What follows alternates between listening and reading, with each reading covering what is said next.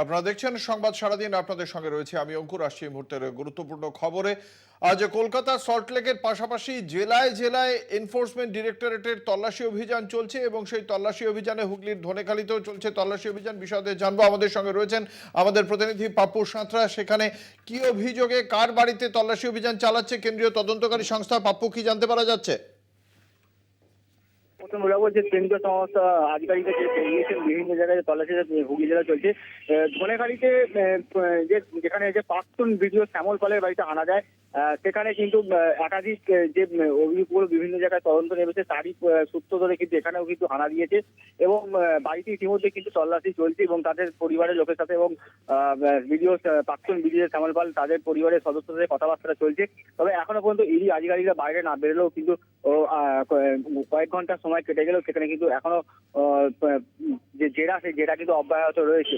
তবে এই জেরা কি কারণ তা কিন্তু এখনো কিছু স্পষ্ট নয়। তবে মূলত সামনে বাসিন্দারা এবং এলাকার বাসিন্দারা যেটা মনে করছেন যে বিভিন্ন জায়গায় যেভাবে দুর্নীতি বেরিয়ে আসছে, সেই দুর্নীতি প্রথমে কিন্তু এই জড়িত আছে সেটাই কিন্তু জানাচ্ছে।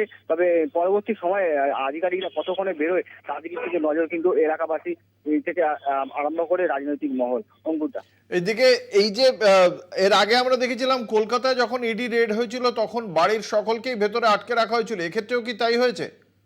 একেবারেই কিন্তু অঙ্কুরটা ঠিকই যে বাড়ির যে সদস্য যারা কিন্তু বাড়িতে ছিল তাদের কিন্তু বাড়ি থেকে এখনো কিন্তু বেরোতে দেওয়া হয়নি এবং তাদের কখন থেকে শুরু হয়েছে এই কিন্তু তল্লাশি অভিযান? দেখো, ইডির আধিকারিকের টিম সকাল 8:30টায় কিন্তু জেলায় প্রবেশ করেছে। এখন বেলা 2টো অতিক্রম হয়ে গেলেও প্রায় 3টে বাজতে চললেও কিন্তু তারা কিন্তু অভিযান বিভিন্ন চলছে। এবং আরেকটা প্রসঙ্গ বলে রাখা ভালো যে ইডির যে আধিকারিকের দল দুটি দলে বিভক্ত হয়ে হয়েছে। একটি দল কিন্তু চুচুড়ার দিকে গেছে, একটি কিন্তু ধনেখালিতে চলছে।